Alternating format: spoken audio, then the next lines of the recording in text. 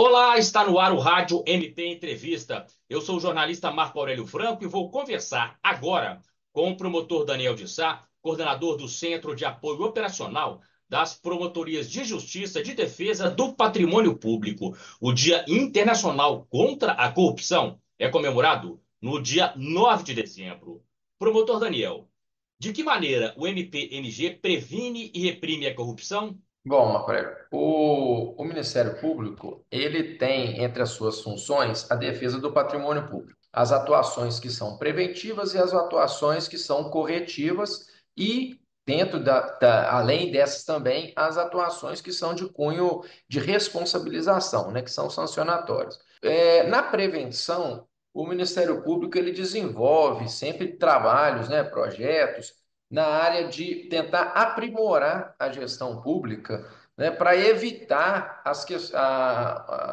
os riscos, né, de uma corrupção, porque é um risco, vamos dizer assim, até inerente da própria gestão pública. Então, a gente tem já diversos trabalhos que foram desenvolvidos pelo Ministério Público, seja pelo fomento aos portais da transparência, incentivo de regulamentação, por exemplo, das questões de diárias de servidores e agentes políticos. A gente tem desempenhado já nos últimos anos, desde 2021, né, quando eu assumi a coordenação aqui do Centro de Apoio, um trabalho para fomentar a criação dos programas de integridade pelos municípios, né, pelos órgãos públicos municipais, que são justamente ferramentas para que a gente consiga impedir os atos de corrupção. Em paralelo a isso, obviamente, o Ministério Público vai atuar naqueles atos que ocorram, né, tanto nas ilegalidades, tentando corrigir vícios da administração e também no sancionamento. Aí, tanto as promotorias do patrimônio público, elas atuam tanto na esfera penal, né, do crime de corrupção, crimes licitatórios, enfim, como também no âmbito da improbidade administrativa, que é uma responsabilização de natureza não penal. E onde o Ministério Público enxerga o maior foco de corrupção hoje, tá? Estaria nos municípios? A verdade é que a corrupção ela vem da gestão pública. Quanto menor a regulamentação e todas as ações de prevenção, maior o risco de corrupção. Quando a gente fala que, eu não vou dizer que a gente pode afirmar que o maior risco está nos municípios, porque seria uma disputa até injusta, porque são 853 municípios contra um ente estadual apenas, né?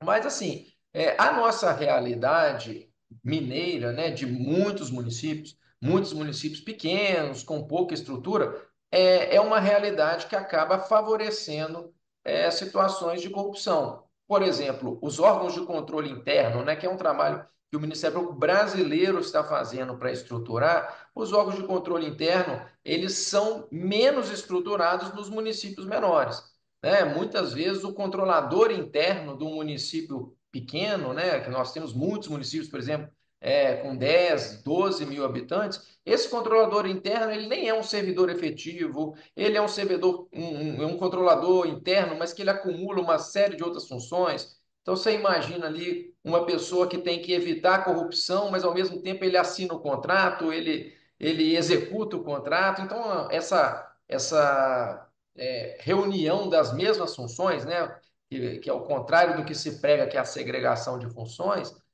isso é um fator que contribui para a corrupção. Então, acaba que a gente vê mais isso nos municípios, porque são 853 municípios no estado, né?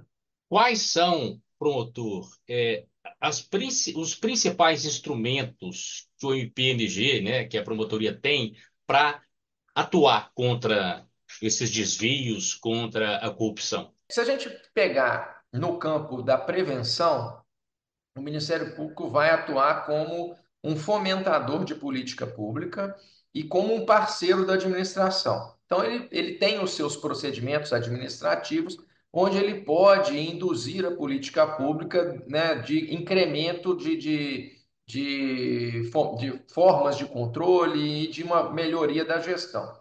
Se a gente sair do campo da prevenção, então, assim, na prevenção, ele vai fazer uma capacitação, vai fazer um incentivo, vai, né, promove audiências públicas. Então, várias ações que ele pode tomar para que o gestor, então, melhore a qualidade do serviço prestado.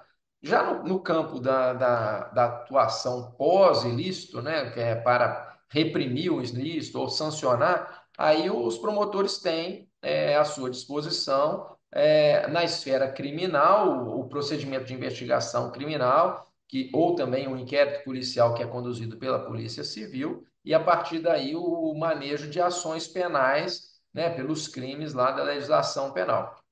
E no âmbito não penal, a gente tem a atuação, através dos inquéritos civis públicos, que, via de regra, né, nesse campo, vão levar à configuração, né, à busca de provas de caracterização de um ato de improbidade administrativa e, a partir daí, o manejo de uma ação de responsabilização, que tanto a ação civil quanto a ação penal podem ser resolvidos em momento anterior através de atuação negociada, que são os nossos acordos de não persecução, civil ou penal. E o Ministério Público ainda tem uma legitimidade na chamada lei anticorrupção, né, que visa a prática de atos de corrupção pelas empresas, né, quando não há participação do agente público ou quando há, em paralelo, o agente público com uma empresa, né, lesando ali o poder público, o Ministério Público também tem instrumentos de atuação na conhecida lei anticorrupção empresarial. E quais que são os principais desafios para a investigação nessa área, promotor? Olha, a gente tem alguns desafios, né? Em primeiro momento, a gente tem uma gama de atribuições do Ministério Público, né? Então, as promotorias de justiça, elas vão ficando especializadas, né, só naqueles municípios, aquelas comarcas que são maiores. Então, muitas vezes, o promotor que tem que atuar no combate à corrupção, ele ainda tem que atuar na defesa da saúde, na defesa do meio ambiente, dos direitos das crianças, na atuação criminal comum. Então, essa reunião de atribuições no Ministério Público é uma situação que às vezes torna um pouco mais difícil. E também porque há uma dificuldade, porque muitas vezes as denúncias, né, ou as representações, elas chegam muito depois dos fatos acontecidos e muitas vezes fruto das disputas políticas que existem, né? Então, é, não querendo rotular os gestores, né, ou colocar que todos tenham essa coisa, mas infelizmente é muito comum na nossa sociedade que as pessoas saibam dos atos de corrupção, mas só venham a denunciar quando há uma quebra daquela corrente ali, ou do envolvimento dela. Então, isso dificulta porque faz o Ministério Público muitas vezes buscar provas de fatos já acontecidos há muito tempo, né? Então, é um dificultador disso aí. E aí, logicamente, também a evolução dos métodos, né? Hoje, eu tenho 26 anos de Ministério Público. O que se fazia como corrupção há 20 anos atrás, hoje é muito mais sofisticado, né?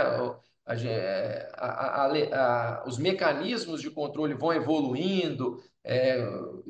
Por exemplo, se partiu de um modelo de licitação presencial para um modelo de licitação eletrônica para evitar fraudes. E aí os fraudadores começaram a descobrir como fraudar o processo eletrônico da licitação. Então, é uma briga ali de gato correndo atrás do rato, vamos dizer assim, que a gente tem que correr atrás. E o Ministério Público tem buscado aí enfrentar esses desafios com evolução tecnológica, com capacitação. E agora, como que alterações recentes aí na legislação, né, influenciaram a atuação do MP na defesa do patrimônio público e do dinheiro público?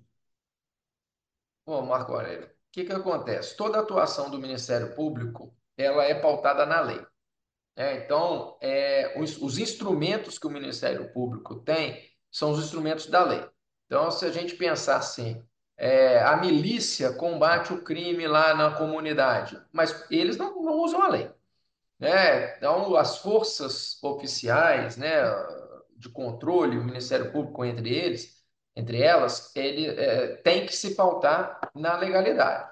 E aí o ciclo, a situação é assim, quando você tem um ciclo de uma legislação mais leniente, acaba dificultando a atuação do Ministério Público, né? Então, um exemplo relativamente recente, né, a gente teve com a própria Lei de Improbidade Administrativa, né? Porque era uma lei já há quase 30 anos em vigor, muito utilizada pelo Ministério Público, embora não fosse o único que pudesse usar a lei, era o que mais utilizava da lei. É uma lei que, obviamente, com quase 30 anos, merecia um aprimoramento, uma evolução, mas houve em 2021 uma alteração na lei de improbidade administrativa que trouxe ali retrocessos, digamos assim, em questões que já estavam pacificadas nos próprios tribunais.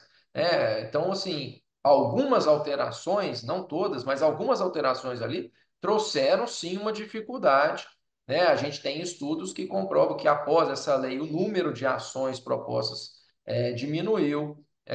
Nós temos ali várias ações que estavam em curso que foram afetadas por essa nova legislação. Então, quando a legislação ela modifica para um enrijecimento do combate à corrupção, há um favorecimento à atuação do Ministério Público. Quando essa mudança é no sentido contrário, né, num afrouxamento das medidas e numa criação de empecilhos em relação aos instrumentos processuais do Ministério Público, aí com certeza afeta para o lado negativo, né? Então a gente tem um exemplo simples, né? A gente tinha uma sistemática de bloqueio ou indisponibilidade de bens na ação de improbidade que decorria da gravidade do fato, da prova do fato, e ali a extensão do prejuízo a ser ressarcido garantia ou dava a possibilidade ao juiz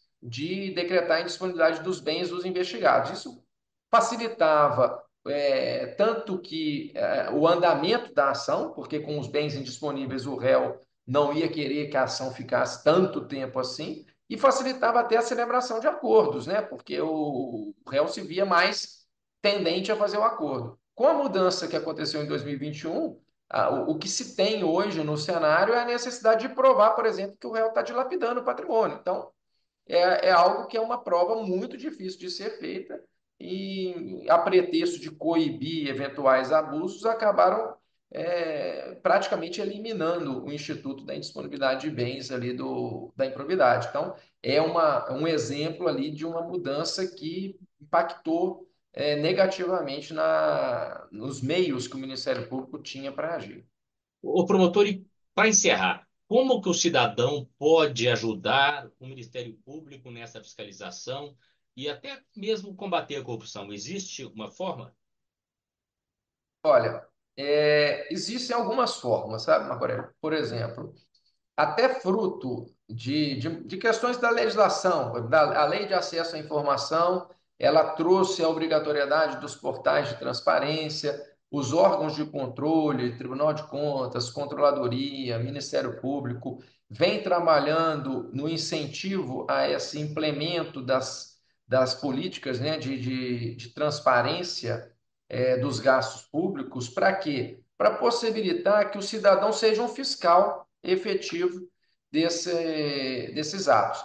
O cidadão tem que saber exercer a sua cidadania, né? Eu penso assim, ele sabe do que está acontecendo, ele pode optar, ele pode ter as opções entre denunciar, entre trazer isso ao conhecimento dos órgãos de controle, entre eles o Ministério Público, ou simplesmente compactuar. Infelizmente, a gente sabe que muitas vezes aqueles que têm conhecimento de um ato de corrupção, eles optam por não denunciar e tentar se beneficiar, né? Um desvio vamos dizer assim, talvez até de caráter da pessoa, né? Que a gente possa dizer.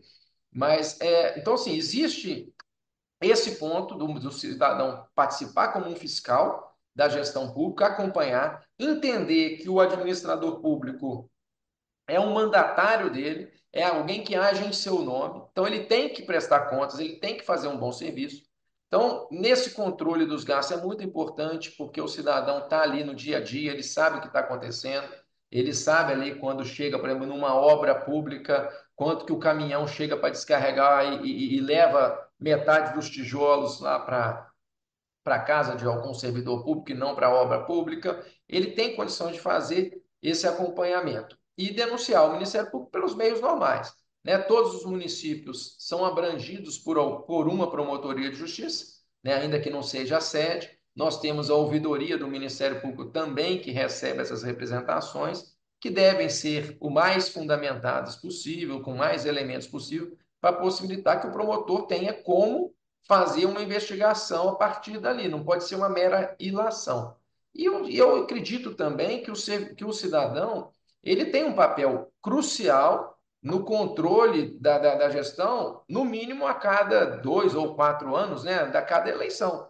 Ele tem que saber em quem ele vota. Ele não pode dizer, ah, não, vou votar nesse aqui, ele rouba, mas ele é meu amigo. Ah, ele é corrupto, mas eu conheço ele. Ele tem que saber que ele dando um voto ali, ele está compactuando com aquilo ali também. E a gente precisa melhorar também a nossa educação, né? Todo cidadão tem uma família, a gente precisa ensinar os nossos filhos, os nossos netos, de que a gente só vai ter um país melhor se a gente efetivamente combater a corrupção. Se a gente aceitar que tirar vantagem da situação é normal, a gente perde um pouco o nosso direito de reclamar quando alguém tira vantagem em cima da gente. Então a gente precisa entender, são pequenas coisas. A gente tem um trabalho que foi desenvolvido aqui no centro de apoio, mais lúdico, né, com as charges do Justiça e Arte, que a gente divulgou, a gente está fazendo exposições sobre isso, e justamente para mostrar essa conscientização, né? Quando a gente fura uma fila, a gente está tirando uma vantagem. Aquilo ali pode não ser uma corrupção de dinheiro, mas a gente cria uma cultura de que a gente tem que estar sempre tirando vantagem. Lá na frente a gente vai pagar o preço por essa atitude indevida. Então, acho que também é importante que o cidadão se conscientiza que vale a pena agir conforme as regras, vale a pena seguir dentro das regras do jogo, né? Não tirar vantagem e não incentivar essa cultura que, infelizmente, a gente ainda vê. Eu acho que o cidadão tem um papel principal aí no combate à corrupção. Nós, Ministério Público, somos apenas um instrumento da sociedade, mas a sociedade precisa combater isso dentro dela mesma. Este foi o Rádio MP Entrevista com o promotor Daniel de Sá, coordenador do Centro de Apoio Operacional das Promotorias de Justiça e de Defesa do Patrimônio Público. Até a próxima. Rádio MP em todo lugar ao seu lado. Siga a gente nas redes sociais. Procure por MPMG Oficial. Para mais informações, acesse mpmg.mp.br.